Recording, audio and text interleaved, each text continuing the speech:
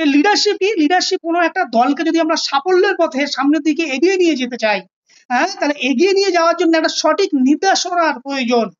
সঠিক নির্দেশনা না থাকলে আমরা কোন পথে হাঁটবো, কোন দিক দিয়ে যাব, সেই নির্দেশনাটা যদি না থাকে তাহলে কিন্তু আমরা সঠিক পথে দল কিন্তু পরিচালিত হবে না। এখন এই নির্দেশনাটা দেওয়াই হলো কার কাজ?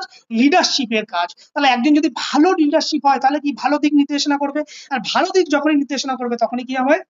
আমাদের পারফরমেন্স ভালো হবে। হ্যাঁ, তাহলে একজন ব্যক্তি এবং লিডারশিপ শুধুমাত্র দিক নির্দেশনা করে না, কি করে? টিমমেট যারা, অন্য যারা টিমমেটের যে আরো যে মেম্বার গুলো থাকে তাদেরকে সবাইকে কি করে? মোটিভেট করে, তাদেরকে অনুপ্রাণিত করে, এবং তাদেরকে অনুপ্রাণিত করে কি হয়? লক্ষ্যে পৌঁছাতে সাহায্য করে।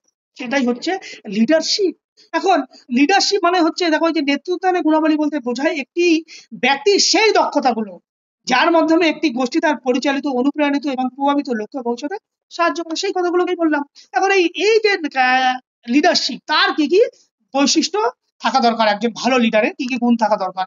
Vision and goal directed, yes, তার ভবিষ্যৎ দৃষ্টি থাকা দরকার। একটা লিডারশিপ যদি ইন ফিউচার কি হচ্ছে সেটা আগে থেকে যদি সঠিকটা বুঝতে পারে তাহলে কি হয়? তার পক্ষে সমস্ত নেতৃত্ব দেওয়ার পক্ষে সহজ হয়। তাহলে একজন ভালো লিডারের কিন্তু এই ভিশন থাকা উচিত, ভবিষ্যৎ দৃষ্টি ভালো হওয়া উচিত, এবং গোল ওরিয়েন্টেড, অবশ্যই যে পার্টিকুলার যে লক্ষ্য, সেই লক্ষ্য ভিত্তিক জন্য চিন্তা ভাবনা থাকা উচিত। আর কি হয়?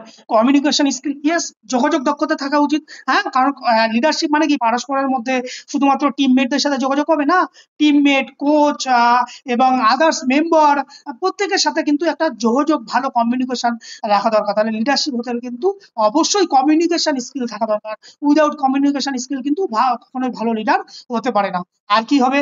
কনফিডেন্স, ইয়েস, আত্মবিশ্বাস থাকতে হবে। যেমন নিজের প্রতি আত্মবিশ্বাস থাকতে হবে, তেমনি দলের বা টিমের প্রতিও কিন্তু একটা ভালো লিডারের আত্মবিশ্বাস রাখতে হবে। আর কি? ডিসিশন মেকিং এবিলিটি, তার সিদ্ধান্ত নেওয়ার ক্ষমতা কিন্তু থাকতে হবে। বিভিন্ন পরিস্থিতি অনুযায়ী আমাদের কিন্তু সিদ্ধান্ত বদল করতে হয়। তাহলে একজন ভালো লিডারের কিন্তু ডিসিশন মেকিং এবিলিটি থাকা দরকার। মোটিভেশন, হ্যাঁ, অনেকের জন্য লিডার, অনেকের জন্য মোটিভেট থাকে, এবং লিডারের মধ্যে যেন কোয়ালিটি থাকে, অন্য কেউ বা টিমমেট আদারকেও যাতে মোটিভেট করতে পারে, সেই মোটিভেশন এবিলিটি যেন তার মধ্যে, লিডারের মধ্যে থাকে। আর কি থাকবে? এমপ্যাথি আর আন্ডারস্ট্যান্ডিং, ইয়েস, সহানুভূতি যেন লিডারের প্রতি থাকে, আদার্স যে টিমমেট তাদের প্রতি যেন সহানুভূতি বা তাদেরকে যে বোঝার ক্ষমতা, সেটা একটা ভালো লিডারশিপের থাকা উচিত। আর কি হবে? ডিসিপ্লিন আর ইন্টিগ্রিটি, একটা লিডার অলওয়েজ কি হবে? শৃঙ্খলা প্রয়ণ হওয়া উচিত এবং সৎ হওয়া উচিত। লিডার যদি সৎ না হয় তাহলে কিন্তু কখনোই ভালো রেজাল্ট বা ভালো পারফরমেন্স কখনোই কিন্তু সম্ভব নয়।